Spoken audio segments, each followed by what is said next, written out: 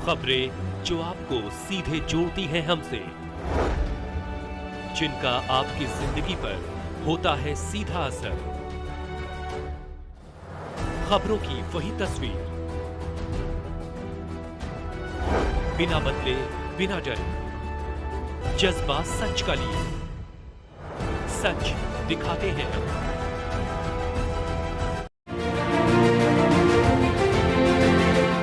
UP panchayat चुनाव में supreme court के फैसले आने के बाद वरिष्ठ अधिवक्ता एपी सिंह ने योगी सरकार के खिलाफ लापरवाही का आरोप लगाते हुए निशाना साधा है। इस दौरान उन्होंने योगी सरकार पर जिम्मेदारी का सही से पालन न करने और जिम्मेदारी से बचने का आरोप लगाया है। महत्वपूर्ण सुनवाई माननीय सर्वोच्च न्यायालय में थी, जिसको चीफ जस्टिस ऑफ इंडिया ने हेड किया और ट्रिपल बेंच थी। और सबसे बड़ी महत्वपूर्ण बात थी, जब यहाँ सुनवाई के लिए केस लगा हुआ था, चल रहा था, और उससे पहले तुरंत पहले उत्तर प्रदेश सरकार पंचायती राज इलेक्शन को लेकर अधिसूचना जारी कर रहा था, जो कि कंट्रोवर्शियल था, जो कि चैलेंजेबल है कि जब यहाँ सुनवाई चल रही थी तो इतनी क्या ऐसी जल्दी थी। ये गलत था, पूरी तरह से आर्बिट्रेटरी था। और दूसरी बात, जिस तरह से आपत्तियों की बात आई, आपत्तियां जब कोई व्यक्ति लेके जा रहा है आपत्ति करता, तब उसी समय उससे कह दे कुछ नहीं होना, वो तो सब डिसमिस हो जाएंगी। इस तरह से ये अलोकतांत्रिक है। जनता की सरकार जनता के लिए, जनता के द्वारा चुनी जाती है। उत्तर प्रदेश सरकार को भी यही करना चाहिए। पंचायत राज सबसे छोटी इकाई है और सबसे बड़ी मजबूत इकाई है, महात्मा गांधी ने कहा था ऐसा। और इन सब के बावजूद जब पंचायती राज एक्ट का कहता है 243D आर्टिकल कहता है, आर्टिकल 243 के कहता है, जब 243 की reservation of section 1 seat shall be reserve for allotment of seat by rotation, allotment of seat by rotation subject to the provisions of other sub rules, जब इनके तहत है और इस पर बहस हो रही है, उसके बाद आपत्तियों को आपको निपटाना पड़ेगा। हुआ क्या, जब 1995 में पहले आधारित बनाया इसको, तब भी उन्होंने कहा ठीक है, उत्तर प्रदेश की जनता ने लोकतांत्रिक तरीके से उसको स्वीकार किया। एक पिटीशन उच्च न्यायालय में फाइल होती है, 2015 को आधार माना जाता है। जब 2015 को आधार माना, उसके बाद मानी सर्वोच्च न्यायालय में याचिका आती है।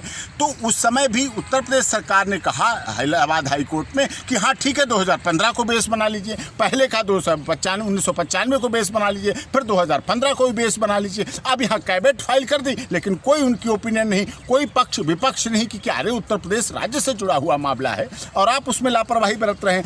आपत्तियों का निपटारा करना पड़ेगा आपको। मैं एक उदाहरण दिया, मैंने जो सुप्रीम कोर्ट में उदाहरण दिया कि आपत्तियां पहले प्रयागराज में 1995 को लेकर प्रयागराज जिले में 900 आपत्तियां थी, 2015 को बेस बनाया तो 2000 आपत्तियां दाखिल हुई। लखनऊ में 671 पहले आपत्तियां थी, फिर 1000 आपत्तियां हुई। बाराबंकी 537, अब 936। बहराइच में 357 थी पहले, अब 704 हैं। मेरठ में 475 थी और ये हुई 907, गोंडा में फिर 903, बढ़ती चली गई। तो आपत्तियों को आप बिना निपटारा किए ऐसा यदि करते हैं, आर्बिट्रेटरी ढंग से करते हैं, तो वो लोगों की शांति का हनन है, लोगों के लोकतांत्रिक अधिकार का हनन है। आपको लोकतांत्रिक अधिकारों की सुरक्षा रखनी पड़ेगी। जनता की सरकार जनता के हितों को ध्यान में रखेगी, जिससे शांतिपूर्वक वातावरण रहे, गाँव ग्रामीण परिवेश शांतिपूर्वक रहे और वहाँ आपसी भाईचारे के साथ चुनाव हो। कई मामलों में देखा गया है चुनावी रंजिश बहुत खतरनाक हो जाती है, जो कि नहीं चाहिए। सरकार को बचना चाहिए कि किसी तरह की चुनावी रंजिश ना हो। और इसीलिए माननीय सर्वोच्च न्यायालय ने इन सब बातों को देखते हुए इस मामले को इलाहाबाद हाई कोर्ट के लिए भेज दिया कि वहाँ उस पर हो, आगे सुनवाई वहाँ हो। हाँ, जो अधिसूचना जारी है वो चैलेंजेबल है, वो यहाँ चैलेंज की जा सकती है।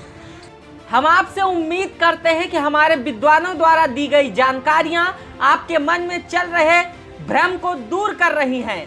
सिर्फ पंचायत चुनाव ही नहीं, हम आपसे जुड़ी उस प्रत्येक महत्वपूर्ण खबर को गहराई से अध्ययन करते हुए आप तक प्रस्तुत करेंगे। बस आपसे एक ही गुजारिश है कि आप हमारे चैनल को जमकर लाइक, सब्सक्राइब और शेयर करें, साथ ही हमारे चैनल पर बने रहें।